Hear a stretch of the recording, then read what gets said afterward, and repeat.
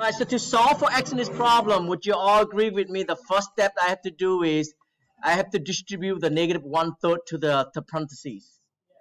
Okay, because I can't do anything to the x minus 6. Do I have to distribute? The answer is no, because when you get to the high school math level, I can literally solve for this problem in about 30 seconds without distribute. But your math right now, what we're gonna do is we're gonna distribute everything to inside that parentheses on the left hand side of the inequality to negative 1/3. So I'm gonna take negative 1/3 times x. Well, 1 times x is x, 2 times x is x, so negative 1/3 times x is what?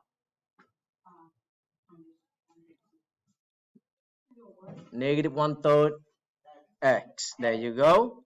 Okay. All right. And then I'm going to go ahead and take negative 1/3 times negative 6. All right. What's a negative times a negative? Positive. All right. Now, when we multiply fraction, you take numerator times numerator, denominator times denominator. Oh yeah, just think about this. What's 1/3 of 6? That's what it means. 1/3 of 6.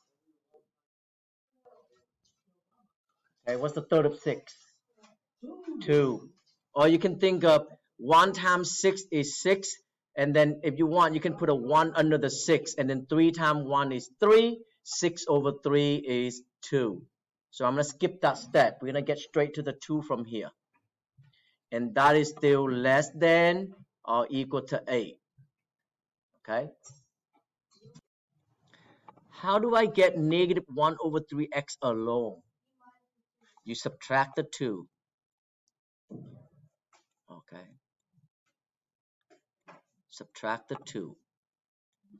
What do you have now after you subtract the 2? Negative 1/3 x less than or equal to 6. Okay. So to get rid of this negative 1/3 times x, you have to divide both sides by negative 1/3.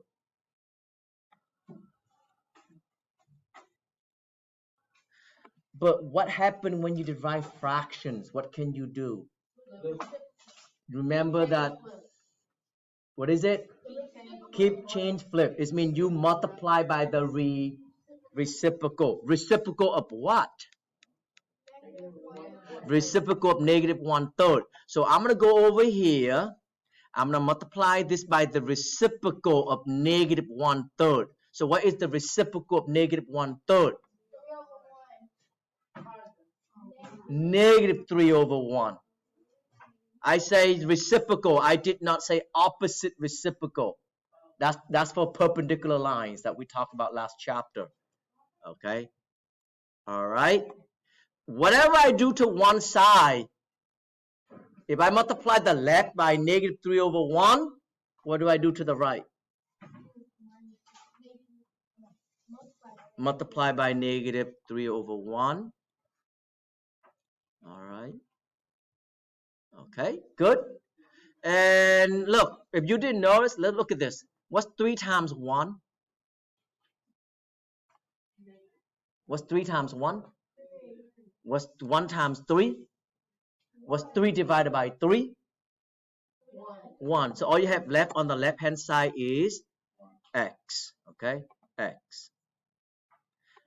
Okay, I'm gonna leave the sign alone for now. I'm gonna leave the inequality alone for now. Let's take care of the answer first over here. If you want, you can also put a 1 under the 6. Again, how do you multiply fraction? You take numerator times what? Numerator. So what's 6 times negative 3? Negative 18 over 1, which is negative 18. And the last thing that you have to do according to the rule is to do what? Flip the what? The sign. Flip the inequalities. Why? Because I just multiply by negative 3. So your final answer is what? X is what? Greater than or equal to negative 18. So go over here, draw your number line. Okay. There is your 0. There is negative 18. Don't forget to put the arrows on both ends of your number line. Okay. Is it going to be a dotted or is it going to be a circle? Why is it dotted? Got that equal. Equal under it. Yes. Okay. So go to a negative 18. Put a dot. Okay. So now say x is greater. Greater. Go to the right. And you're going to draw an arrow. Go to the right. And that is how you do this problem.